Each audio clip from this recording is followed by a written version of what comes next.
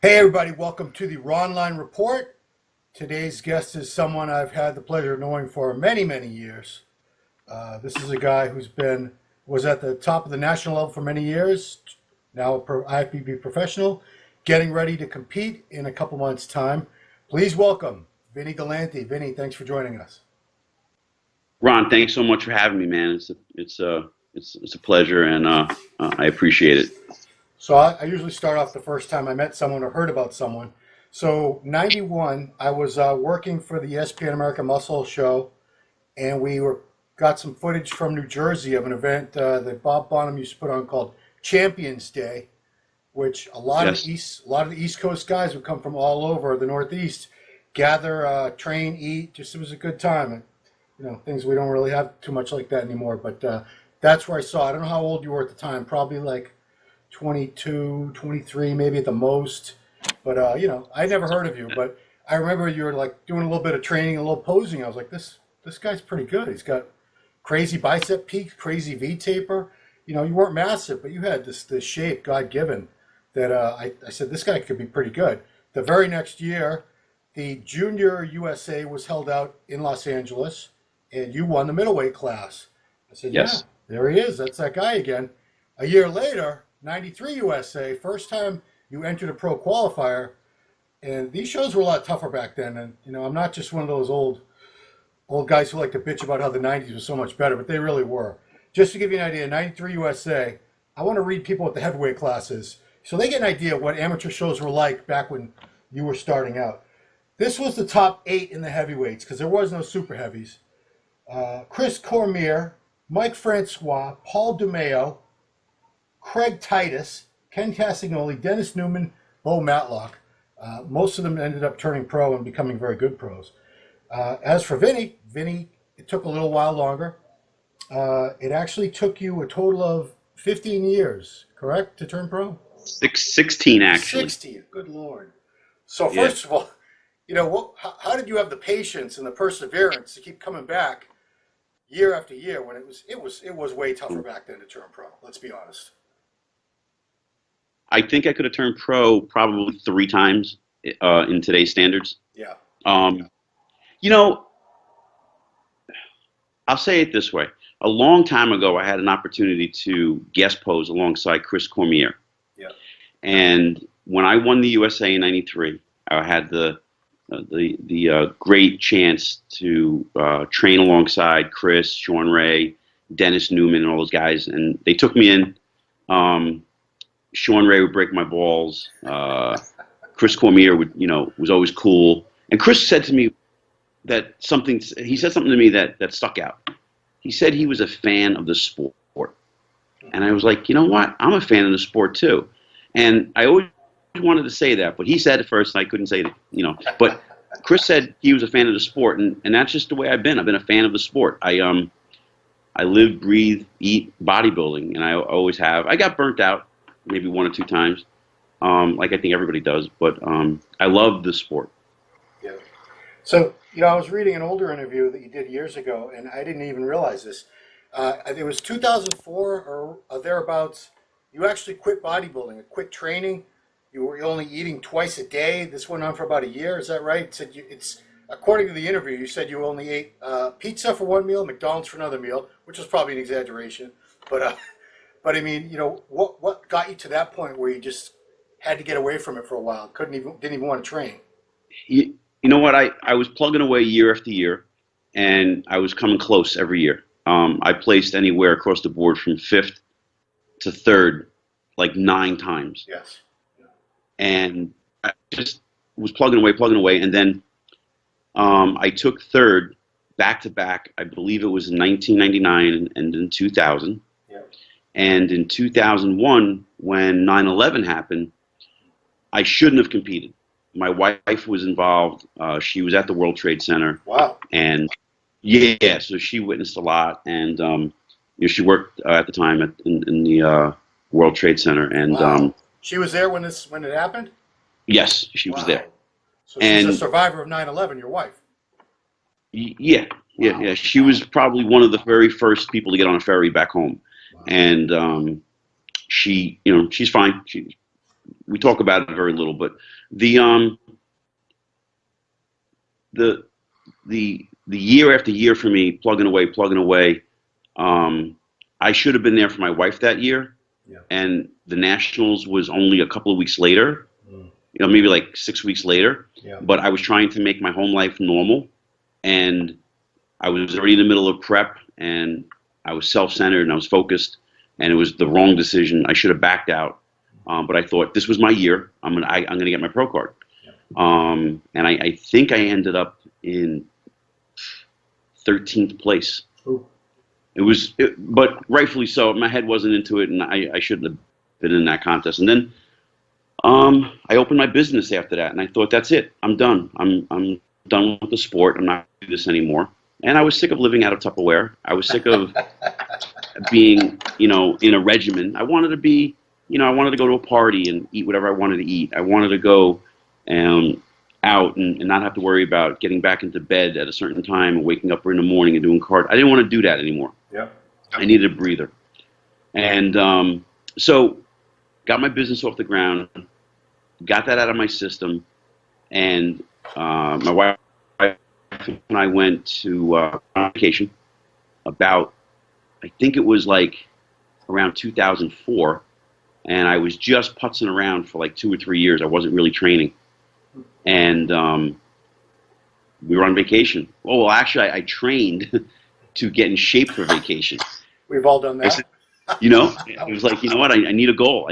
I'm so used to training for a contest to get in shape. Yeah. So I just trained, and I got in shape, and I was like my old self. And I'm sitting there, and I'm like, we had probably tried for about 5 or 6 years to have children. It never happened. And we sat there. It was one night, and I said, listen, I don't have anyone to come home to in the sense of taking, a daughter to dance recital or a son to baseball practice. And even though the business is doing decent, I'm missing out on something. As much as you're missing out on being a mom, I'm missing out on being a father. Yeah. And I want to get back into the gym and start training, but I only want to do it if you're cool with it.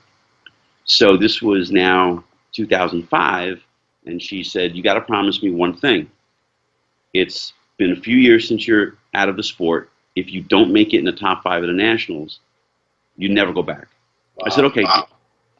So fast forward, I went to, I think it was like a week before the Gold's Classic, and I went to see if John Kemper would allow me to guest pose in the contest just to get my feet wet. And as you know, New Jersey was pretty hard, and New Jersey had a lot of rules, and you got laughed at if you said, I'm going into a national show after you win a little show. Yeah. And it was tough back in the day, and the competitors today have no idea. You would be laughed at if you walked into Diamond Gym and said, hey, I just won a local show, and now I'm going to the nationals. You'd be like laughed at. And that's everybody now, but anyway. Yeah. So John told me, no, you can't guest pose. You have to requalify. Wow. And I was like, John, are you serious? You can make me requalify? He goes, yeah, that's the rules. You got to requalify. And he made me requalify, and then I got to the nationals, and I placed 5th. And then I kept competing because a deal was a deal with my wife, and she said, if you take no less than 5th, then you can continue competing. So the bug bit me, and then I plugged away a little bit, and I went to the Masters Nationals, and that's where I got my pro card. Yeah. But it took me 16 years in total. And you were 39 when you turned pro? No, I was 41. 41, okay. My math is horrible, as a lot of people pointed out to me. So, I'm wondering, all those years, what was it like when you finally earned it? I mean, was it a big relief? What was going through your head? What were you feeling when you finally knew that the thing you worked at for so long is finally reality? So you have to understand, and I think you're one of the very few people that can understand and appreciate this. My mindset was the nationals. It was nothing else. I had won the USA, and I placed well as a light heavy in the USA. I won the USA as a middleweight, and then I think I took 6th or 7th as a light heavy before I became a true light heavyweight. Right. And my mindset was the nationals. And I thought going into the Masters Nationals would set the groundwork for me to get to the nationals again. And I looked at it as a stepping stone. There's a lot of guys that just are too cocky and arrogant that would never take a step backwards to move forward in the sport. And I always say, I'm going to pick a name, Derek Jeter, New York Yankees. How many times has he gone down to AAA just to get his swing back or get back in the groove? He's done it, I think, a couple of times. I'm not a Yankee fan. Yeah. Sorry to say it, but I'm a Met fan. But you're a Boston fan, right? So I actually don't follow sports. People think I'm a communist, but no. Well, but you know what? I'm just putting it in perspective. Like, there's the caliber of a guy like him. He steps down just to get his swing back or whatever he needed to do. Right. But bodybuilders feel like they never want to go backwards to move forward. After I won the USA, I stepped down to the junior nationals and won the light heavyweight class. And then I moved forward again, and I became a better light heavyweight from it.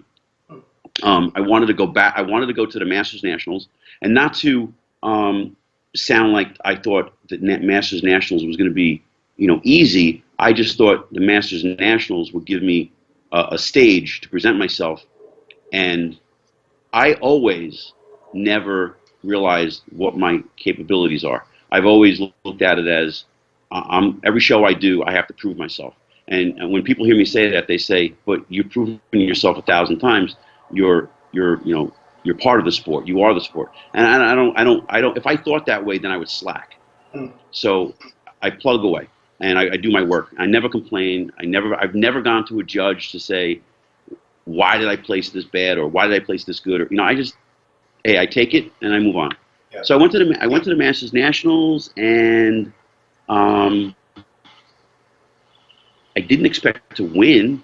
I expected to just make a lot of noise and go to the nationals. I mean, when you say you didn't expect to win, Vinny, you've been a top 3, top 4, top 5 guy at the NPC Nationals. At that point, like 11 times, it would stand to reason that Masters Nationals wouldn't be feasibly that difficult for you to win because you're really good. Thank you. But I always try when I compete. I always try to be realistic and humble. The second that I think that I'm better than maybe I am or what other people say, I never try to believe the hype, because I've done that in the past 1 or 2 times and I slacked and I got my ass kicked in a contest. So I try not to do that at all. And not to say the Masters Nationals at the time I thought was easier. I just thought this is a business move for me. I'm going to make some noise. They're going to all see me. And when I get to the Nationals, they know Vinny's back and he's serious. And not that I was never not serious, but I'm back. I'm hungry. I want to win a contest. I want to win my pro card. And when I walked off stage at the prejudging, I don't remember who it was, but I want to say it was either Dave Palumbo or Bob Ciccarello or somebody. And they said, "What's your first pro show going to be?" And I started laughing. I was like, yeah, well, I've heard that before. Let me get through the weekend. Yeah. And then somebody said, you know that they give away 2 pro cards. I'm thinking, okay, well, the heavyweight and the super heavyweight will get the pro cards. I wasn't thinking that I had a chance to win the entire contest. Mm-hmm. So how did it feel? Yeah. When I got back to my hotel room, I broke down hysterical crying. It was just like a wave of tears that just I was honestly I was crying like a little kid. Yep. And I just couldn't believe like I got my pro card. And I don't think too many guys today or girls would cry after they get their pro card, because you could take a second place today. I mean, you can get a pro card in a season. And I don't mean any disrespect, anything like that, but it's just that I don't think there's a competitor today competing that you'll see in 16 years trying to go after a pro card. They're done in 2 years. Yeah. And, that's the way it is. That's cool. It's cool, whatever. But I'm a fan of the sport. There's not many people left that are fans of the sport. Yeah. But. Yeah. So, okay. So you had your pro card. Okay. You won that, and you started competing immediately the next year as a pro. I believe that the cutoff was 202 in the lightweight division still at that time, right? Actually, it was 202. It had just began, I think, actually, in around 09. 08, 09, the 202s. So you did a few of those. Didn't do badly, sixth place, seventh place, eighth place, seventh place. You know, so as you started competing as a pro, where did you see yourself in the mix? Like, did you have aspirations to try to, make this your? Obviously, you still had your business, and that was probably a priority. But competing, how did that change once you were pro? I did everything wrong as a pro. The first thing I did wrong was I picked the wrong contest. The two shows I did were the Pittsburgh and the New York Pro. And I thought, okay, you're about to turn 42 years old. You don't have much time on your side. And a couple of people that were already in the sport, a little older than me, said, you only have about a 2 or 3 year window and your career is going to be done. And so that put a lot of pressure on me. And I thought, now I'm 50 years old and I'm thinking about coming back and I'm not done. So it's kind of funny. So I was 41, 42 years old. I should have picked other contests, picked up a momentum, built up some steam, and then went into the New York Pro. And that's the first mistake I made. Yeah. I plugged away. I went into I think it was the New York Pro 2009. I was peeled. I was shredded. I was rock hard. But the competitor in me as I took seventh place, I thought I was a failure. And I thought, you're a piece of shit. You suck. That's just how I put pressure on myself. Yeah. And so then I tried harder. I came in worse. And then I didn't stay true to myself. I tried to bulk up. I tried to become bigger. I tried to stand next to guys like Jose Raymond, who are 5 feet wide, opposed to 5 feet tall. No, I'm being serious. I mean, the guy. No, he is. He's my buddy, but he is. Yeah. Yeah, no, I love Jose. I think of the world of Jose. He's amazing, but I can't compete against him. I have long appendages. My hips to my ankles are very long, and my shoulders to my fingertips are very long. So I appear a lot taller than I am. I think I'm only 5'6.5", but some people think I'm like 5'8" to 5'9" when I'm not. And I always thought you were, honestly. Yeah, and I'm not. So. I have a short torso, but it plays to my favor because I have a small waist and wide lats. And I got that nice X frame, but I ruined my X frame by trying to overeat all off season. I gorged myself. I got bigger. I got heavier. And then when I started competing again, the only thing that ended up bigger was my waistline, and my arms looked smaller. My legs looked smaller. I was flat.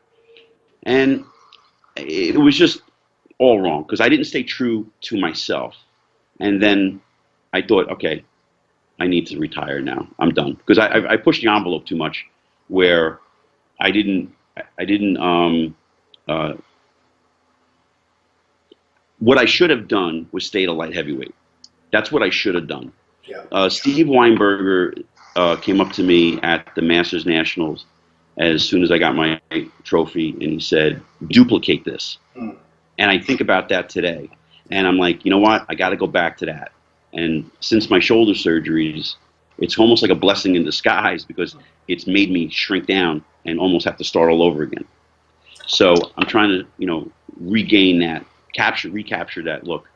It's interesting that you say that because I've had this discussion with a lot of people that a lot of pros or guys who turn pro, and a lot of guys, especially who you never hear about ever again or they never do well as a pro, the very best they ever looked was the show they turned pro at.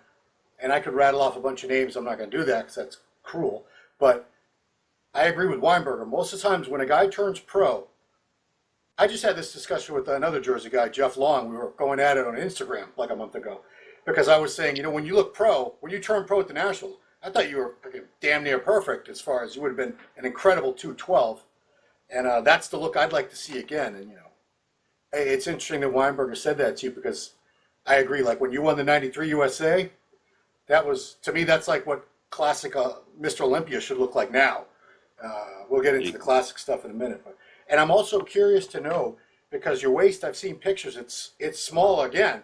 So is that something that can be reversed? Because most times when guys get a gut, I'm looking down at one right now, it never goes away. So how did you go about getting your awesome V-taper back? Because I see it's back. Well, so when I retired, I was a year into retirement or second year. I wanted to do something competitive, and I thought about a lot of things. I was thinking about like, Tough Mudder or anything like that. I wanted to do something active, and I wanted to do something different. And with my years with Universal Nutrition and Animal, I knew all those guys who were powerlifters. So I thought, you know what? This is an easier transition. Let me try powerlifting, and let me learn from the best. So I went to these guys. I went to Henri Skiba in Carteret, New Jersey, and he always told me, he said, Vin, if you ever want to do a powerlifting meet, come to my gym and we'll teach you. And I thought, what are you going to teach me? I already know how to lift weights. So to my surprise, it was a whole different animal, a whole different world. I never went over 400 pounds in my squat, never went over 365 or 405 in a deadlift. Never a strong guy. In my mind, it's reps. So I never understood a single rep move, set. Right. So it was a whole new ball game. So they taught me how to breathe. They taught me how to exhale, inhale, breathing, and being explosive and all that stuff. And Henri wouldn't let me do a meet for a full year. He said, you got to master this. So it was really cool. I did 3 meets, 45 and over, and I won all 3 of them. Wow. And yeah, I had fun with it. I had fun. Nothing impressive. The numbers weren't impressive, but I mean, they were all, I had like, I think a 1200 total in one of them and a 1250 total. So I had fun. And then a month and a half after the meets, I was playing around with some dumbbells. Yeah. And I picked up the 70s, and I knew that was my my threshold. Like it was my, don't go anywhere past that. Yeah. And I was doing some dumbbell bench pressing, and I think because of the powerlifting meets and the powerlifting training, I got stronger, and the 70s just went up like butter, and they were just so easy. So what the next thing I had to do was pick up the 80s. Oh yeah. Okay. Well, I didn't get there yet. So I picked up the 80s, and the 80s were really light, and I was just cranking out sets of 12 with it. And I'm like, you know what? I'm going to try 85s. 85s weren't available because somebody else was using it, so I had to pick up the 90s. On the 5th rep, I knew I should put these down. I'm like, this is stupid. What am I doing? And as I was going to descend, my right shoulder dislocated, and my whole entire rotator cuff just ripped right off. Yikes. Yeah, yikes. So this is the start of me becoming back to who I am and having a small waistline. So I couldn't eat. I couldn't train. I lost my appetite. For 8 months, I didn't even touch a weight. It looked like I had gotten fatter, but my waistline was coming down because I wasn't squatting and I wasn't deadlifting. I wasn't doing any of the heavy movements. Yeah. And then I started getting back into training. I started getting back into working out. And then around the end of January, my left shoulder. This year? 2 years ago now. 2 years ago, okay. Yeah. So December in 14, New Year's Eve, I had my right shoulder done. I had 9 anchors in my right shoulder. Perfect. And then a year later, in January of 16, I'm sorry, 2016, I had a dull ache in my left shoulder, and I just picked up a 5-pound plate, 5-pound dumbbells to warm up, and my left shoulder ripped off. Oh God. Yeah. So you're symmetrical now. So yeah. So I went through the whole process back to back 2 years in a row. So this time when I hurt my left shoulder, I said, okay, I'm going to eat like I'm training for a contest. And I stuck to the old school ways of egg whites, tuna fish, and fish, and a little bit of carbs. And then next thing I know, my waistline started getting smaller and smaller. And my appetite started coming back. And I recruited a trainer who knew about injuries. And to his suggestion, I started training my right side right away. So literally 10 days after I had surgery, I was back in the gym training my right side. A one-arm pull down, a one-arm row, a one-arm curl, a one-arm chest press, whatever I could do. And I was doing legs with my arm in a sling. And the atrophy didn't even set in. The sling was off. I started moving my arm. Make a long story short, I was out for only about 4 months, where the last year I was out almost 9 months. And so I'm sorry. one night, Do you attribute that to working the other side right away and yes, getting the blood flow and all that happening? yes, there's a technical aspect to it, and I'd botch it all up if I tried to say it, but technically it sends over nutrients to the side that's injured and helps repair it. So, can you hear me? Yeah, I can hear you. Okay, it went dead for a second. I got through that, and I started training again. And I came home, and my wife said, "I want you to see something. You have to see this video." And she turns on. We have Apple TV. She turns on YouTube, and it's Danny Hester right before he's winning the Muscle Beach, and this whole interview. And she looked at me and she goes, "You beat him before, you can beat him again." And I'm like, "Oh, are you kidding me? You're actually giving me the green light to do this?" And she's like, "Yeah." She goes, "Look," she goes, "these guys have been plugging away where you've been dormant for all these last couple of years with these injuries. I know you're a fighter, you can come back and you could compete." And, the whole, that's great because, you have support. And that's fantastic from your wife to have the support. But I have to be realistic. And, I own a gym, and I got to make sure the income is coming in. I got to make sure my household is secure and everything. And I didn't want to rush competing. I didn't want to just get on stage. I wanted to compete this past March. And when it was around November, December, I knew we're not moving forward yet. My shoulders didn't come back yet. The size didn't come back yet. I still had a little thickness in my lower back with some fat that I needed to get rid of. I'm not going to say I didn't get fat at all. My waistline came down, but being inactive the way I wasn't conducive to looking like a bodybuilder. Right. So I just had to I had to have a really good game plan. I started looking at videos of Dennis James and how he was an advocate of going very slow and training with machines, Dexter Jackson. And so I said, if these guys could do it, I can do it. I really had no choice because I had the injuries. Yeah. So right now, at 50 years of age, I probably look the closest I've looked to being 35. I'm stoked the way I look. I'm hard as nails. I got a little fun fat on me. I say fun because it was fun putting it on. But my waistline is small. My lats are wide. But you know what the funny thing is, Ron? Yeah. I don't squat anymore. For one, because I can't hold the bar on my back. Yeah. I can't. Two torn rotators, you're never going to beat. I can't do it. Yeah. I can't do it. I tried using that bar that the powerlifters use where you hold the handles in front of you. That's uncomfortable. Yeah, it's uncomfortable. I can't put the pressure on. I can front squat, believe it or not. I can put the bar in front of my shoulder. But I don't do back squats anymore. Everything is slow. Everything is a 4-second descend, a 4-second push up. Everything's anybody who trains with me is usually frustrated because the whole workout is slow. Yeah. But they're throwing up at the end of the workout. And I got back to who Vinny Galanti is. I went back to the old ways.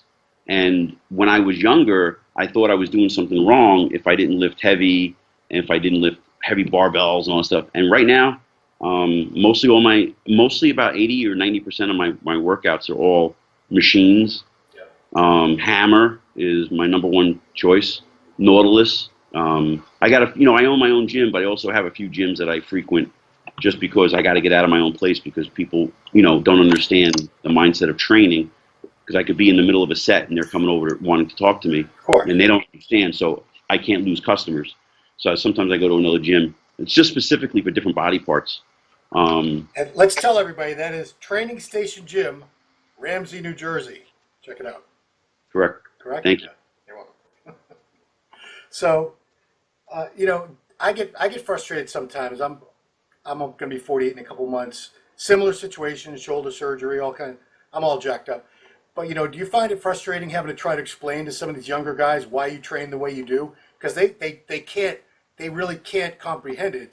They can't process not being able to squat heavy, deadlift heavy, bench press heavy. They just don't understand why you couldn't do it.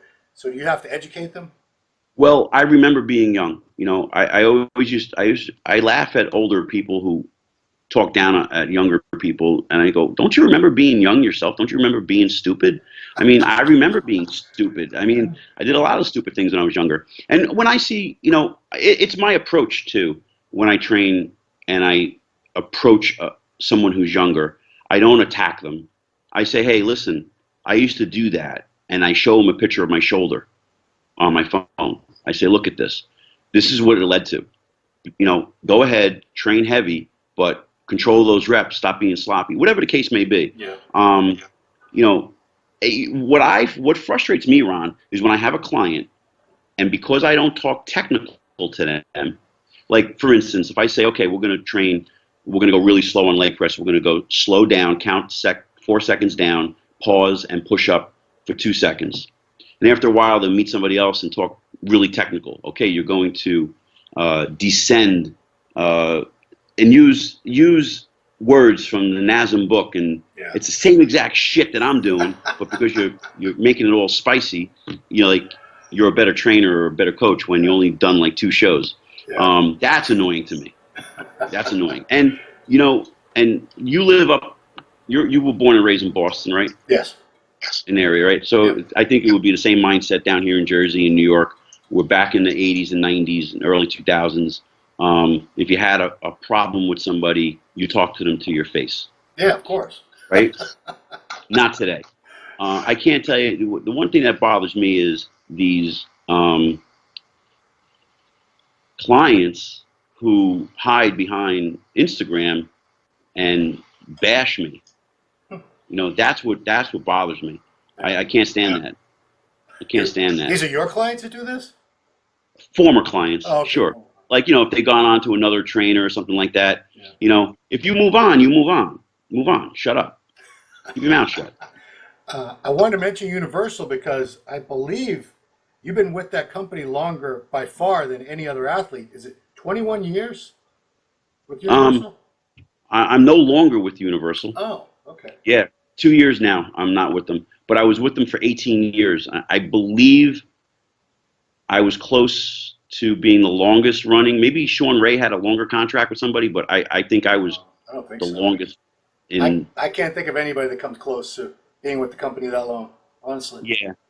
Ron, I was very fortunate. I got to travel to mostly probably about 25 or 26 different states around the country. I've been out of the world. I've been around the world, different countries, and got a chance to meet amazing people. Did tours in Poland, Germany, Italy. Went to Colombia. I've been to Colombia twice. I've been to Paraguay. I've been to Amsterdam. It's so cool to look back and see the pictures places I've been at, and magazine covers I've been on, magazine spreads I've been in. So it's pretty cool. When we get a lot of young guys that come into my gym, and they see all the pictures I have up, and they're like, "That's you?" I'm like, "Yeah." Like, the photo shoot you did in your bathroom isn't for real. I still remember the Muscle Media cover, you and Hester. You guys were like arch rivals, but they seemed to do shoots with you guys pretty often. What else was I going to ask you? I think they made it seem like that, but Danny and I get along pretty well. No, of course. Are you also, have you been a prep coach for a while? Is that right? Yeah, I actually slowed down on it. I'm very selective on who I help now. Yeah. I just have a couple of people. It's really hard to be the old guy training guys who are 19, 20, 21 years old when you get another coach who comes in who's the same age, and they kind of steal them from you. So, or they don't want to listen to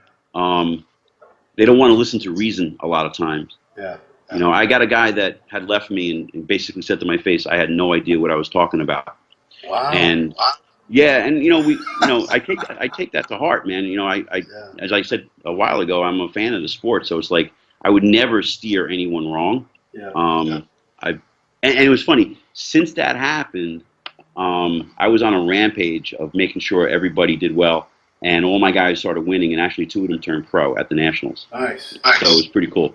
Yeah, I got two IFBB pros in the last 2 years, and I don't really need to. I love training guys for shows. I really do. Yeah. But you got to listen. The first thing I tell people is, I'm the only one you're going to work with. If you have a posing coach, or even the girls, if they're doing something, you don't tell them your diet. Yep. You don't tell them what you're doing, because they're going to tell you you should be doing this. And what? Actually, you know what? I take it back. I'm actually not aggravated with the former clients. I'm aggravated with how coaches act today. Mm. When if you came to me and you were working with Jose Raymond, Yeah. I would never bash Jose. Right. I respect Jose, right? So the other coaches have like this, hey, whatever. You came to me from Vinny Galanti? Well, now it's my chance to bash him so you don't go back to him. It's like, what's up with that shit? Like, come on, man. It's petty stuff. Yeah. No, my pet peeve was very similar, where I didn't start working with people till fairly recently, and I don't do it for many either. I don't have patience with people. But if I get more than 10 text messages from a day from the same person, I want to kill them. But no, but people would come to me that had hired a coach. They were working with a coach, and they'd ask me, "What do you think about it?" I said, "I think you should listen to your coach. That's what I think you should do. You have a coach. 100%. Listen to your coach. Don't talk. Don't ask me. Don't ask anybody. Because if you listen to everybody, you're going to wind up, and you'll end up looking like crap. How do you know what worked, what didn't work? And you can't blame your coach." Right. Anyway, so I want to know what your opinion was. Last year, Classic Physique was announced. You had been a 212 bodybuilder, open. Did you ever do an open show too? I think. No, never. No? Well, still. So Classic comes out. What were your thoughts about it? Would you immediately think this is something I might be interested in, or were you just like, doesn't seem like my cup of tea? Well, the first thing that came to my mind, a lot of people. I got a lot of text messages, and people were saying to me, "Hey, Vinny, this is made for you." Yeah. And I said, you know what? I heard that when the 212 came out. Oh, Vinny, this is made for you, small. But then I'm like, oh, it's just going to turn into another freak show. But then when I saw that, it did. What's that? It absolutely did. Yeah. So, but in a good way for those guys. Sure. And I have an opinion on that. If I can share it with you in a second, which I think it's a good thing. But when I saw that there were the weight classes, I'm like, oh, okay, there's something here. Okay, this is going to make sense now. But when I saw the weight classes, 170 pounds, I'm like, oh my God, I'll never make 170 pounds. You're going to have to cut my legs off. I have to come in as a stump. Yeah. So I was still going through my left shoulder surgery and rehabbing and everything. And it just I didn't think it was going to be something feasible. Then I started thinking about competing. And it just wasn't coming back as fast as I wanted it to come back. There was a game plan that I had with supplementation and training and eating, and it just wasn't working. And it wasn't working only because I needed more time. It wasn't, not that it was like, it just wasn't working. So I needed more time. And then as of about when February rolled around this year, I started to see like, oh, I can compete. But you saw me compete in as a middleweight, and you saw me years ago come in flat. Yeah. So I peaked in 93, but then in 94, 95, I was entering and knocking on the door of being a light heavyweight, but I wasn't realizing that yet. Yeah. And I should have, what I should have done was gone in as a light heavy and came in as a 6th or 7th place competitor looking phenomenal and grow, where I was coming in flat. And I think I got a couple of gifts those past 2 years where I took top 5 when I don't think I should have. Let me say, no one's ever said that to me on camera, that they got a gift. So props to you. No one's ever admitted that. I got gifts. I know I got a gift. So, I think that this is a.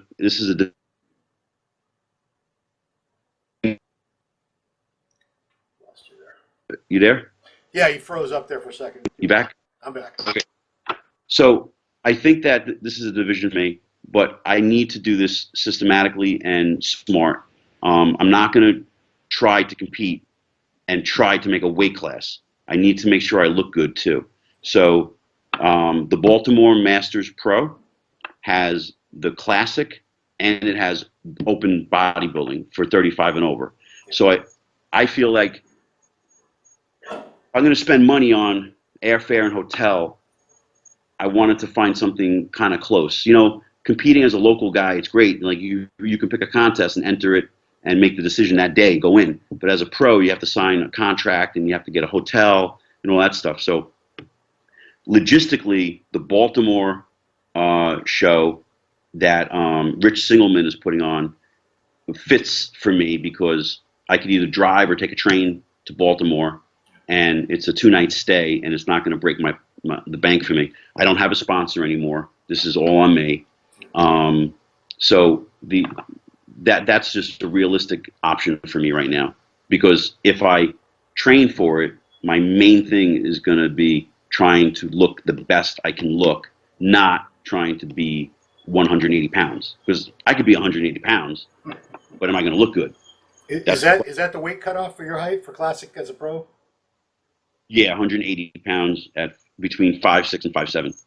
So that'd be pretty tough for you to get to, really, don't you think? it's going to be tough. And you know, I talked to Danny. Danny Hester and I talk, and he says you could do it. And I talked to Stan McQuay. He's like, you could do it. I'm like, guys, I know I can do it, but I have a life. My life is different than it was 15 years ago. Yeah. I have a business to run. I've got payroll. I've got the rent every month. I got stresses that I didn't have. Yeah. So to think about getting in shape, doing like a 3-day carb rotation and things like that, okay, I can muster that up and I can work around some things. But to think about trying to cut some weight off to get into this, I don't know. We're gonna have to see. We're gonna have to see if I'm 190 pounds at 8 weeks out, then I know I could do it. But right now I'm 205, and I'm we'll see. My diet is really good right now. I've been eating good, and I start my real diet in a week. Right on. I'll be 12 weeks out. I want to remind people, because I had kind of forgotten this. You know, you've always worked a job, and you actually, for most of your amateur career, you had a very physical job, correct? Always had a job. From one interview I saw, you were working for the New Jersey Parking Authority. Yes. Working at jackhammer like eight or 9 hours a day, and then going to the gym. And this is yeah. And something you said in that interview also stuck out with me, because everyone says fasted cardio now, but you just, back in the day, people just said, well, I'm going to go do my cardio. And in your case, it's because you had to wake up at 4 a.m, get it all done before you head off to work. So yeah, I mean, it is what it is. I had to work. There wasn't. I was never like a prima donna. It was. I laugh at the stuff that I hear today. Some guys tell me, I can't work. I got to train. I'm like, nah, you could go to work. I used a jackhammer when I trained for the USA. Literally used a jackhammer. Wow. My supervisor actually didn't like me, so yeah, he didn't like me. So the last 4 weeks before the USA, me and 3 other guys had the luxury of removing and replacing parking meters throughout Jersey City. Oof. Actually, I think it was a really good thing, because it was like cardio. That was because 93 USA. I want to say, as an amateur, that's the best you ever looked. Oh, probably. Yeah. Probably. I mean, I wasn't at all the shows, but I've seen pictures from all the shows, and that was a great look that year. Thank you. I was 169 pounds in that show. Wow. Yeah. See, that's why I tell people, your weight, none of that matters. It's all based on how you're looking. Yeah, that was a great look for you. I saw on Facebook that you also have a Facebook group called Vinny Galanti's Masters Muscle. What's that all about? So, that is something that I put together after I won the Masters Nationals, and I thought that I would aim towards training guys who are over 40. Yeah. And it never materialized. It just took off where all these young guys started coming at me and wanting me to train them. Yeah. And so trying to get masters, back in 2008, 2009, 2010. Nobody was really interested. Hmm. So I got all these like young guys, and then I dropped Masters Muscle, and I just went with Team Galanti. Okay. Yeah. Not a bad thing. Yeah, I mean, a lot of the Masters guys I know, they hire people like, these guys obviously have some money to spare. Aceto, Rambod, Fackery, Farah. I mean, they're hiring the same coaches as Mr. Olympia and the Arnold Classic champs, which is mind-boggling. But it is what it is. So, Well, yeah, go ahead and comment on that if you will. well, it's just like it's just like when I hear a guy who's never done a cycle before and say, I got to do X, Y, Z, and it's like, listen, this is your first time doing this. You don't need to do that. Yeah. No, well, I heard Jay Cutler does that. I go, Right. You don't know what Jay Cutler does or hasn't done. I don't even know. And I've talked to him a million times. I said, I know people who know him, and the conversation doesn't even come up. Yeah. So you don't stop thinking what people do and just focus on what you need to do. There's too much of that today. Yeah. And I didn't see that when I was younger. We didn't No. say we had to train like we trained, but it wasn't like, oh, I have to do exactly what Lee Haney is doing. Right. Like, it wasn't like that. It was just not a different world. Yeah, There's a lot of stress today. Well, it's just, everything has changed. And yeah, I wanted your opinion on this because you came up when it was just magazines. How do you think social media has changed what we do, this whole sport of ours? Well, I'm 100% for it. Let me explain. I people thought I was a professional for years before I even turned pro. And when I would train for the Nationals, I would call up the photographers and say, I'm doing the Nationals. I can come out to California right after. I thought it was a great investment for me to get on an airplane. Universal would fly me out to the contest, but they wouldn't fly me to the photo shoot. Right. So I would make that sacrifice, and then I would be in magazines all year long. However, I have something and had something to back it up. I won titles. I was on the stage. I lived the sport. Today, they take it one step further, and they're doing selfies all day long. I mean, you got to, I have to unfollow some people sometimes just because they're focused more on selfies and every set they do than their training. Yeah. And so I'm all for the self-marketing because I think I was pretty good at it. I mean, I don't know. I think I was on like 15 magazine covers in my career. I got on, and that wasn't including like brochures and stuff. I got into a lot of magazines as articles and stuff, and made a career out of it. But if you're gonna have a fake photo shoot, live up to it. I mean, get on stage, compete. And I don't know, it's gone overboard a little bit, Yeah. a lot actually. Yeah, a lot. So you're going to be starting your diet. So this show is about like 18 weeks away. When's it coming? No, 13. 13. Wow. Okay, it's coming right 13 weeks. It's October 28th up. Okay. in Right. Baltimore. Baltimore Pro. So that's the next chance we get to see you. I just have to add that when you won the Masters, the first thought I had was, didn't Vinny Galanti already turn pro? It really, Right. for some reason, I don't know. Obviously I should have known better because I do follow the contest, but for some reason I thought you had already turned pro before that. But anyway, yeah, you were one of those guys that when the Yeah. name come up, it's just you just think pro.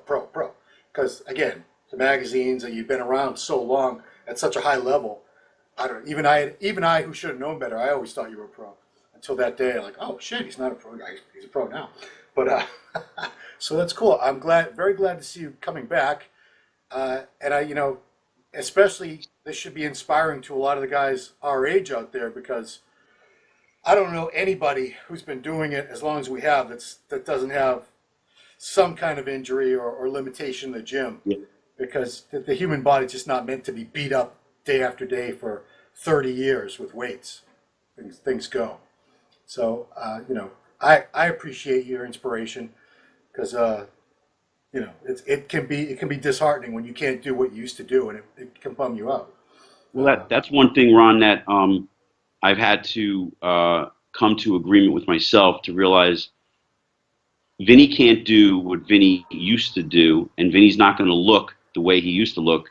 So whatever I can do, let's make it work, and let's make it a good package. I know that I'm probably going to have a flaw or two. I have some dinks in my armor. I understand that, and I know that. I'm not looking to chase a dream. I'm not looking to, be Mr. Somebody. I've done that, been there, kind of thing. It all boils back down to I feel like I didn't fulfill the true road that I should have been on as a pro.